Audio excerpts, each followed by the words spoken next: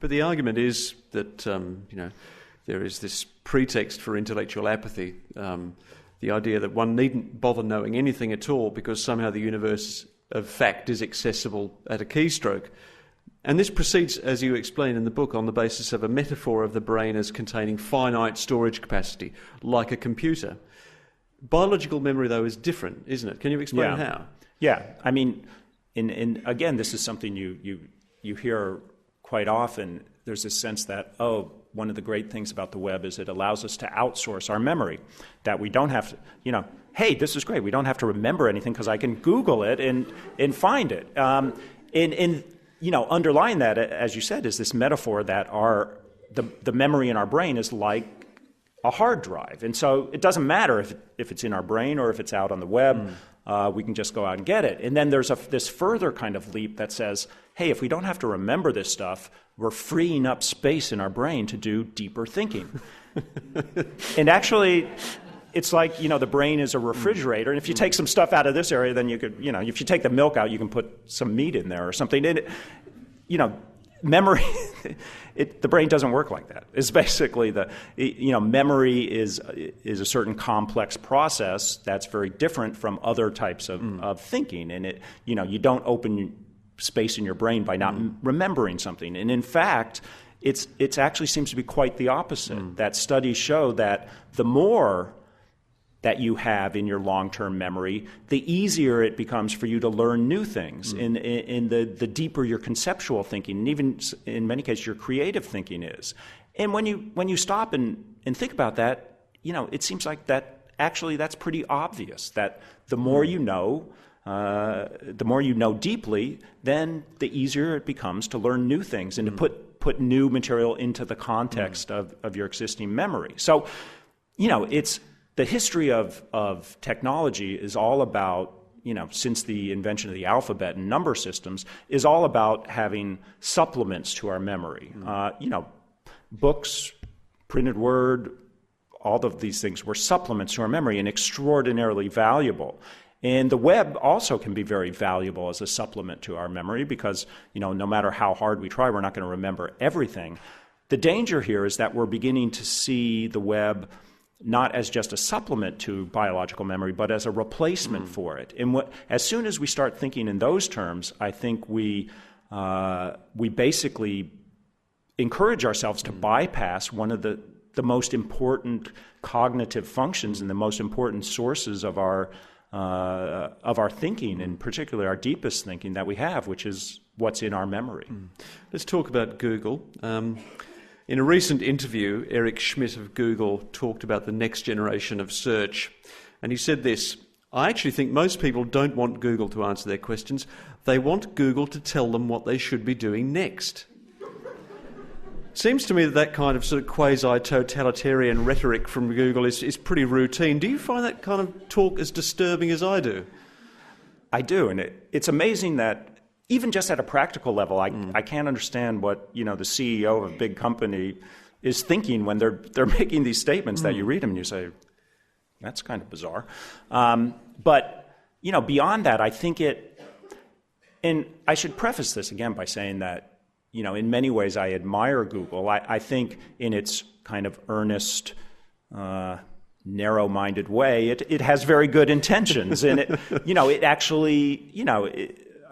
actually believes that it's on the side of the angels, and which is always a dangerous thing. But what I think that shows, and I think you see this over and over again in not only what Google's founders and executives say, but in how Google acts, is ultimately a very narrow conception of the human mind and the human intellect. And in the book, I describe it as being a kind of very industrial model of thinking, that everything's about efficiency, everything's about how much information you can push through your brain as quickly as possible, how easy it is to dig up all sorts of facts. And this leads Google to make the assumption that the more it can put online and the more it can take what it puts online and kind of break it into little snippets that might answer a particular search or a particular question, this is all to the good. And it seems to have no conception that maybe there's another way, other different ways of thinking about our intellects and thinking about our minds that doesn't just involve maximizing efficiency and maximizing productivity. And as a result, whenever anybody questions Google, it seems to take the attitude that, oh, you just haven't been enlightened yet. You haven't come around to realizing, that we're perfecting the world here, and you're blocking progress or something. So I think for all the benefits many of us, and including myself, have obtained from Google, there's good reason to distrust the company and its power. There's a lovely quote, another piece of Google rhetoric that Nicholas provides from the man who's responsible for Google Print for Libraries, and he says, "Books often live a vibrant life offline," talking about condescending, "but they will lead an even more exciting life online." And as Nicholas asks, what does it mean for a book to lead a more exciting life? It seems to me that one of the problems of Google is how quickly it gratifies curiosity. It's geared to the quick briefing, the swift ascertaining of a consensus view, the very opposite of the breakthrough thinking that might drive a culture forward, rather a sort of a tragic conformity and timidity. What does it say about us that we are so content with a superficial knowledge and so uninterested really in improving it?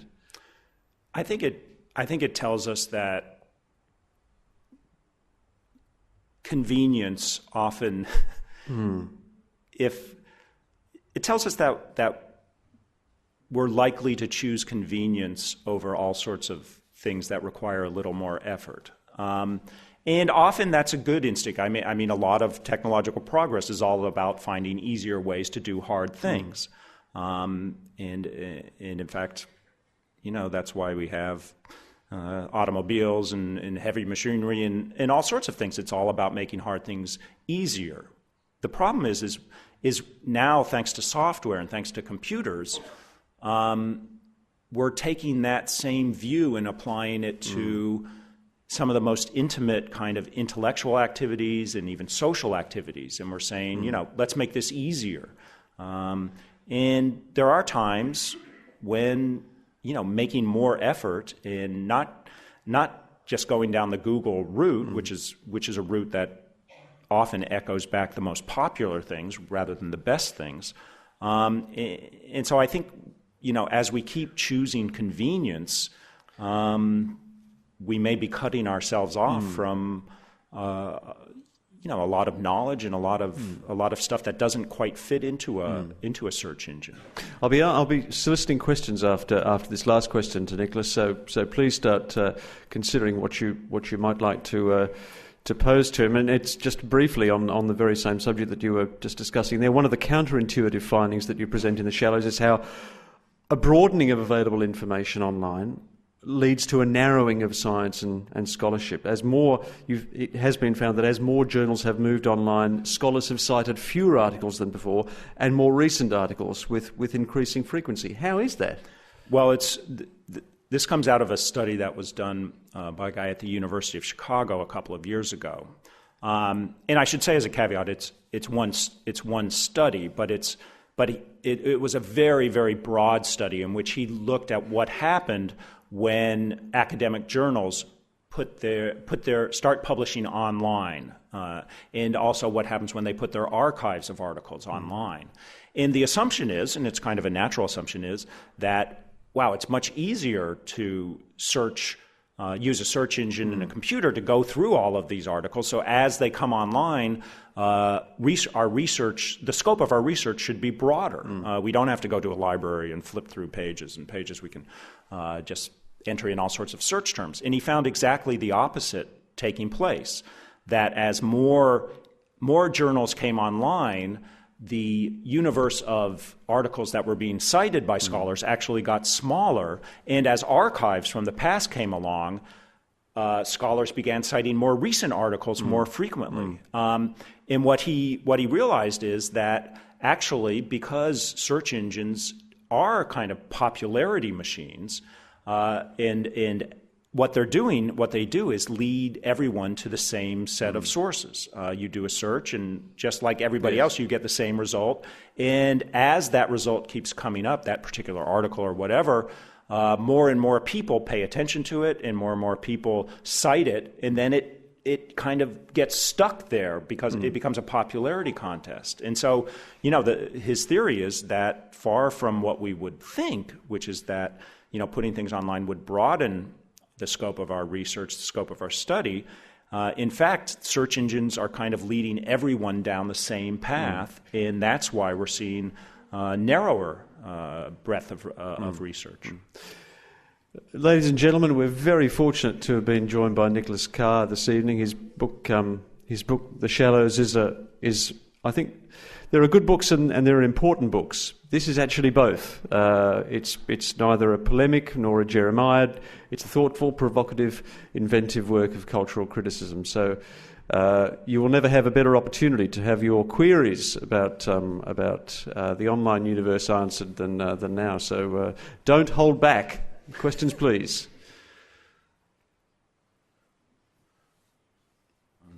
Hi, I haven't read your book, The Shallows, but I did read a piece that you wrote a few years about the end of the age of the Renaissance man and woman, and how we're in an era of specialists rather than generalists. And I was wondering how you... I would have thought that the internet is a perfect medium for those who would like to be generalists to discover a whole bunch of things about a great many things, and it's up to the user then to, I guess, read in depth. I was just wondering how you square off that desire to have a generalist knowledge, but... Well, first of all, I'm not sure I wrote the article that you're talking about, but even though I agree with it, so that's fine.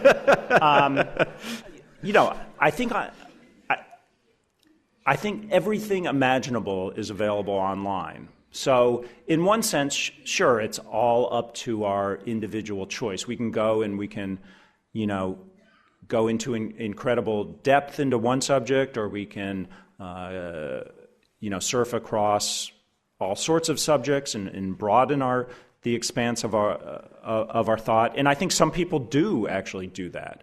But if you look at I think you have to look at what the technology itself encourages. And I think if you look, for instance, at behavioral studies of how people act when they're online or when they're looking into their mobile phone or anything, you see a very different mode of behavior, which is very much about the rapid processing of lots of things in succession, and often juggling many different things. And I think what we know about the mind is that, whether you're trying to be a specialist or a generalist, your understanding and your knowledge is going to remain pretty shallow if that's the way you're approaching information, approaching study. So on the one hand, I think you can certainly say, it comes down to personal choice, but I think, and this is what I'm getting at by the idea that all technologies have intellectual ethics, have a way of thinking that they promote, whether that's a conscious desire of the inventors, and I think what the web is promoting is a very distracted and broad in a sense, but also superficial way of thinking. Is there anyone else who'd like to ask Nicholas about something he hasn't written, or even something he has? Thank you. My question is about the role of technology and lifelong learning. So one of the things I'm interested in is people over time learn a lot, and it's said, and I've read a lot about people who keep an active mind up into a very old age, have fewer problems with dementia and mental degradation. How do you see this revolution in technology affecting people who are now in their 30s and 40s who are starting to use this and, as you say, being online for a large portion of their day? How do you think they will cope with that, and what effect might that have on people in the future? Well, I think there are indications that, in this particularly for older people, that using the web, using Google, because it activates the kind of problem-solving and decision-making parts of your mind, can apparently play a role in keeping you mentally adapt. And it's been compared to, one of the scientists who studied this compares it to doing crossword puzzles, for instance. And so, that's the good news. And I think, it is a way to kind of keep your mind exercised as you get older. But the problem is that, just as you wouldn't want to do crossword puzzles all day long, and you have to be very, very careful about kind of the overuse of it and it becoming the main way you gather information, in the main way you think. But there is evidence that it can help, keep your mind agile as you get older. Yes. I just wonder where the solution lies, Nicholas. We have some steps forward here. Is it abstinence? Is that the solution? Is it a balance of... Just say no. Is it a balance of on and off? Or is it a technological solution there? Where do you think the solution lies? It probably doesn't lie in abstinence.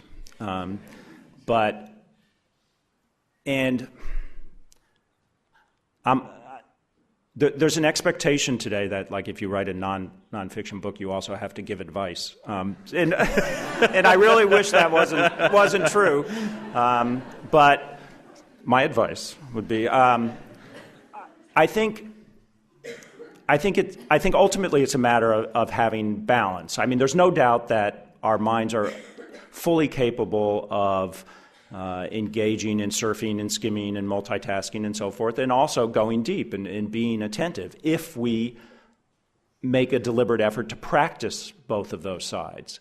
The problem, as I said, isn't just about self-discipline, though. It's about the increasing pressure and the increasing expectation and the increasing habit of constantly being interrupted and constantly being distracted, in that becoming our main way of taking in information. So I think to change, we have to, change expectations and change behavior, not only at the personal level, but, at the level of our employers, the level of our schools, and hardest of all is kind of the level of our social lives. I think if we do that, then we're fully capable of maintaining that balance. The problem is all the pressure and all the trends in technology are constantly pushing us in the other direction. Thanks. I wanted to ask you to elaborate a little bit more on the neuroplasticity, which you started with. Is there any studies that have gone on in time that have shown any rewiring in people who've had a lot of time on computers? Is there any information on that? There haven't been many studies of the actual, rewiring that takes place over time on online, and there are a few reasons for that. One is that, most people, this is still a fairly new phenomenon from a scientific study standpoint. The second is that most of what we know about the brain's rewiring comes not from direct evidence, because most people don't like the idea of a scientist opening up their skull and looking at the cells as they think, but by inference and by what we know about behavior and so forth. But there have begun to be brain scan studies, for instance, of web use, and they show that not even over the long term, but over a quite short period of time, you see changes in patterns of brain activation, which is what brain scans tell us. So there does seem to be, and this is completely in line with what we know about how our minds adapt to the tools we use. There does seem to be evidence that changes will take place. Does that lead to any behavioural change? I assume it would. That's a good question. Nothing on that yet. Well, there's plenty of, at the behavioral level, there's been lots of studies of computer use, lots of studies, as I said, of contrasting the way people learn or understand when they use hypertext versus plain text, or multimedia versus a more single media type mode. And there's been tons of studies of interruptions and how they divide attention, including of email and instant messaging. So at the behavioral level, there's quite a bit of evidence. Ladies and gentlemen, the bad news is that we have time for only one more question. The good news is that Nicholas will be signing books afterwards. So hold that question and hold that thought, and make sure that you pin him down as you get into signing as John Hancock. The gentleman here. Oh, sorry, one up the back. Yeah, thank you. My question is to do with perhaps the addictive nature of this technology, which we hear about. Have you done any studies which actually confirm or disprove the addictive nature of using this technology? I haven't done any studies, but I have become addicted to it. Now, I'm a little bit wary of using the addiction word, since we tend to use it a little too often these days, but there are certainly studies that show that it's very easy to get into compulsive patterns of using the web and other digital technologies, and it comes down to the fact that that we do have this primitive craving for new information, and it does seem to when we get some new bit of information, it does seem to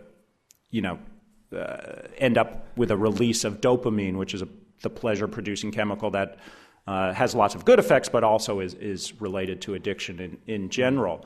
And to me, the scary part of it is that the studies show that we crave new information, so much that it doesn't even really matter if it's trivial information or important information. There have been tests that if you have something important right in front of you that you've already found, you will happily look away from that to get the most trivial tweet or Facebook update or whatever.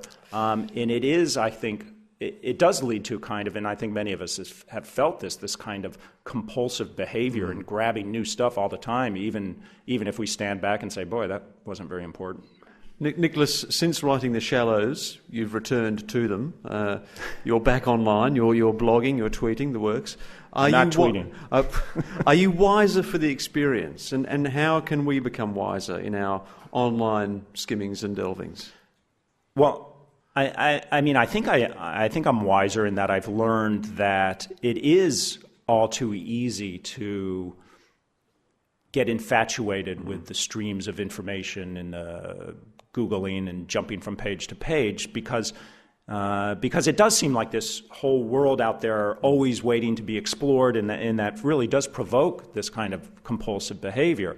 But what I did find, and it didn't take very long, is that when you back away, you do. The good news about the brain's plasticity is it goes both ways. It's not permanent. You can adapt one way and then adapt back if you change your habits. And I did find very quickly that I had a much calmer mind and a much more attentive mind. I have been. My experience since then has been kind of a constant struggle not to drift back to the old bad habits. I have stayed off Twitter and Facebook, so I'm kind of a recovering social networker or something. But I think my experience both shows that it's hard to back away because there are real benefits and real kind of pressures to stay connected. But that if you do, you can open up what I think have historically been viewed as the most important modes of human thinking, and they're often kind of solitary ones, and those are ones that are devalued today. God forbid you should be sitting alone thinking quiet thoughts. People will think you're unproductive or antisocial or inefficient. But I think we need to make sure we don't lose those ways of thinking, even as we enjoy all the benefits of the web. Nicholas, I think the audience would agree it's been a tremendously stimulating, but not too stimulating evening. The Shallows, first-rate work of cultural criticism, which it's been a pleasure to discuss this evening with its author, Nicholas Carr. Thank you. Thanks a lot. Thank you.